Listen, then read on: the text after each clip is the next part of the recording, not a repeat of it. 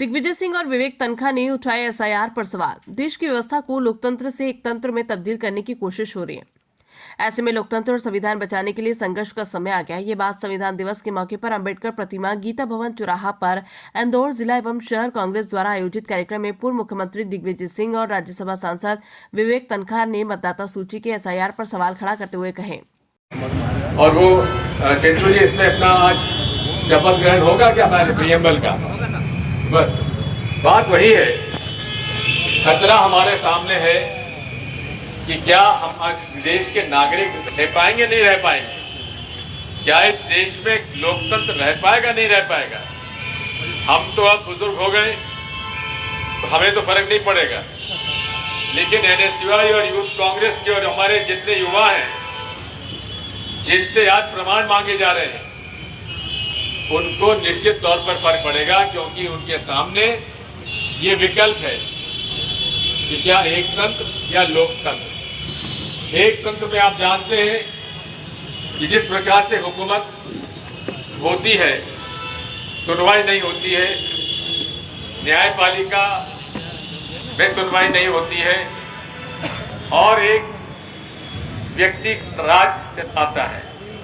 हमारे सामने ऐसे अनेक उदाहरण है विश्व में, जो लोकतंत्र के माध्यम से जो वहां के प्रमुख बने, कि धीरे धीरे उन्होंने, चाहे मुसोलिनी हो, इन लोगों ने पूरे देश पे कब्जा करके लोकतंत्र समाप्त करके फांसीबाजी एक व्यक्ति के रूप में उन्होंने देश पे कब्जा किया और धीरे धीरे उसी प्रकार से आज देश पर कब्जा करने का कुटिल षड्यंत्र नरेंद्र मोदी जी और उनके साथियों द्वारा किया जा रहा है।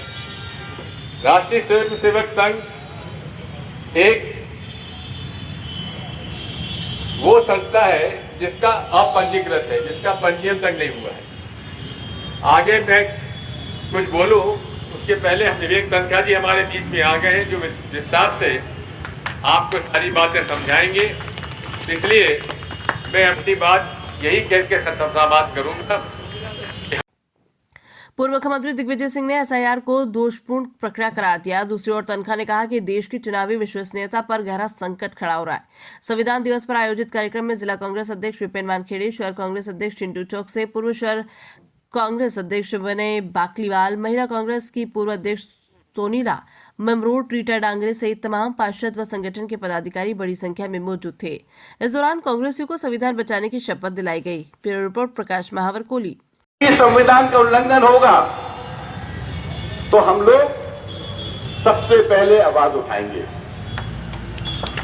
जब छोटे छोटे लड़कों को नरसिंहपुर के जिले से इसलिए उठा लिया जाता है कि तुमने एक ट्वीट किया है और कहते हैं ये देशद्रोह है, क्या ये संविधान के अनुरूप है? क्या ये जो संविधान ने स्वतंत्रता दी है स्पीच की, एक्सप्रेशन की, और तमाम जो सुप्रीम कोर्ट के नजीर हैं उसके अनुकूल है, उसके अनुरूप है? तो जो लोग संविधान की स्पिरिट को नहीं समझ रहे हैं, हमको पूरी ताकत से उनको समझाने की कोशिश करनी पड़ेगी और हम इसके लिए कोर्ट का संरक्षण भी लेंगे। मुझे आज बहुत खुशी है कि हम लोग बाबा साहब अंबेडकर की प्रतिमा यहीं पर है ना, बाबा साहब की प्रतिमा पे आज यहाँ माल्यार्पण हो रहा है। वो संविधान के एक प्रकार से आर्किटेक्ट थे।